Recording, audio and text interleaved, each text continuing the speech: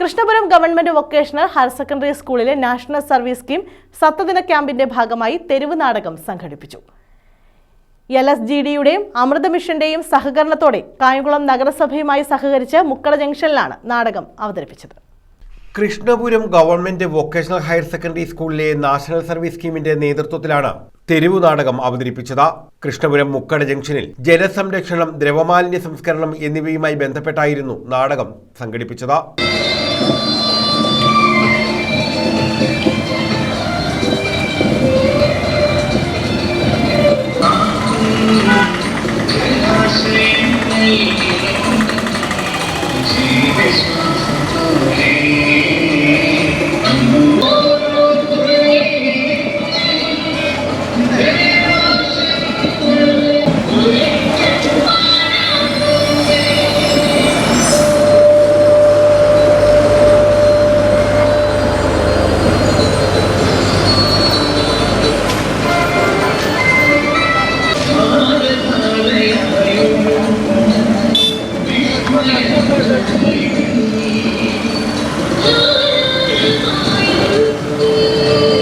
LSGD, അമൃത് mission, Kayamkulam നഗരസഭ എന്നിവയുടെ സഹകരണത്തോടെയായിരുന്നു പരിപാടി.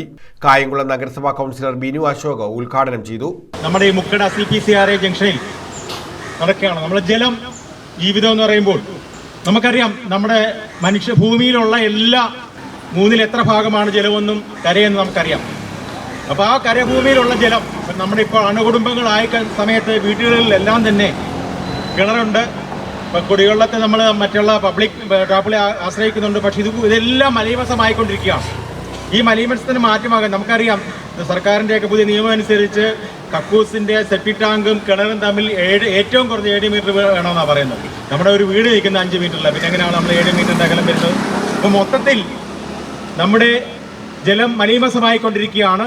ജലമില്ലെങ്കിൽ മനുഷ്യന്. കൃഷ്ണപുരം കൊട്ടാരം charge officer Harikumar, NSS program officer Sheeja Mol K, principal Vinod Kumar K, Sujith, Shamnath, Michael Collins, Paul V Peter, Smitha, Shaila, Smitha, Geethulakshmi തുടങ്ങിയവർ പങ്കെടുത്തു.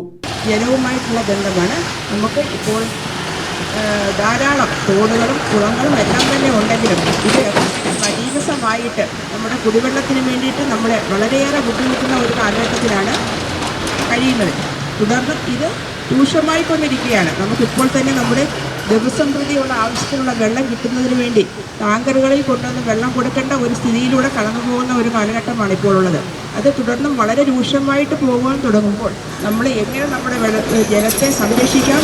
നമ്മുടെ ഈ ദ്രവമാലിന്യം എന്ന് വെച്ചാൽ പ്രധാനമായിട്ടും സീവേജ് വാട്ടർ നമ്മൾ ശുദ്ധീകരിച്ച് നമുക്ക് എങ്ങനെ അത് കുടിവെള്ളമാക്കാം, അല്ലെങ്കിൽ കൃഷിക്ക് ഉപയോഗപ്രദമാക്കി എടുക്കാം എന്നുള്ള രീതിയിലുള്ള ഒരു തെരുവ് നാടകം ഇവിടെ സംഘടിപ്പിച്ചു. ജലപദയാത്ര, ജലശപഥ പ്രതിജ്ഞ എന്നിവയും ഇതോടനുബന്ധിച്ചെടുത്തു. ഞാൻ മനസ്സിലാക്കുന്നു, ആയതിനാൽ ഏതെങ്കിലും ലഹരി പദാർത്ഥങ്ങൾ ഉപയോഗിക്കുകയോ അത് ഉപയോഗിക്കുന്നത് മറ്റുള്ളവരെ പ്രേരിപ്പിക്കുകയും ലഹരിമുക്ത സമൂഹത്തിനായി ന്യൂസ് ബ്യൂറോ, കായംകുളം.